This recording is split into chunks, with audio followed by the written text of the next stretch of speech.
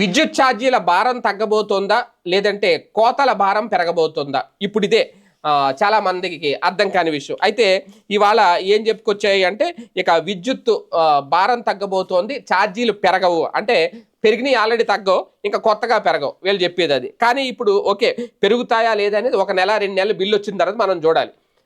వీళ్ళు చెప్పేది నమ్మడానికి లేదు. ఒక రకంగా మొన్నే చెప్పింది ఏంటి, సర్దుబాటు ఛార్జీల పేరుతో ఇక నుంచి 6 నెలలకు ఒకసారి భారం తప్పదు, 3 నెలలకు ఒకసారి భారం తప్పదు, రకరకాల లెక్కలు చెప్పారు. సర్దుబాటు ఛార్జీల పేరుతో మీరు కట్టాల్సిందే అనేది. ఇప్పటికీ చాలా మంది కడుతున్నారు. ఆ ప్రకటన చేసిన తర్వాత ఒక్కసారిగా విద్యుత్ ఛార్జీలు పెరిగిపోయినాయి. అయితే ఇప్పుడు తాజాగా ఏంటంటే, ఇప్పుడు సమ్మర్ వచ్చింది అంటే డిమాండ్ పెరుగుతుంది, విద్యుత్ వినియోగం పెరుగుతుంది. ఇప్పుడు వీళ్ళ చెబుతున్న లెక్కలే ఒక రకంగా ఏపీఆర్సీ చెబుతున్న లెక్కల ప్రకారం 260 మిలియన్ యూనిట్లు భారం పెరిగే అవకాశం ఉంటుందట డిస్కమ్ల మీద. ఎందుకంటే విద్యుత్ వినియోగం పెరుగుతుంది, ఏసీలు పెరిగిపోతాయి, ఏసీల వినియోగం, ఫ్యాన్ల వినియోగం, సెంట్రల్ ఏసీ అన్నీ పెరిగిపోతాయి. విద్యుత్ లేకపోతే ఉండలేరు. డిస్కమ్ల మీద భారం పెరుగుతుంది. విద్యుత్ ప్రొడక్షన్ తగ్గినప్పుడు, వినియోగం పెరిగినప్పుడు ఆటోమేటిక్గా యూనిట్ ధర పెరుగుతుంది, ఎక్కువ రేట్లు కొనుక్కోవాల్సి వస్తుంది.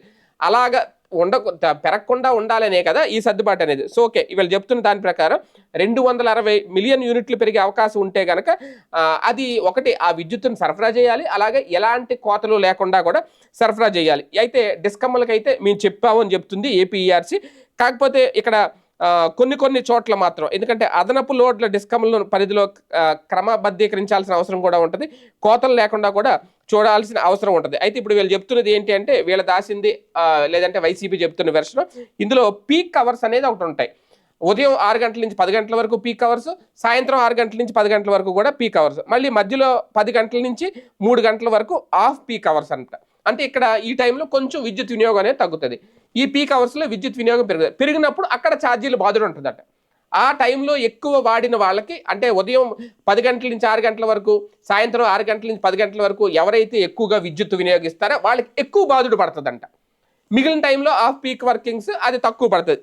ఇది కనుక ఈ పాయింట్ కరెక్టే అయితే విద్యుత్ బాధుడు అనేది చాలా దారుణంగా ఉంటుంది.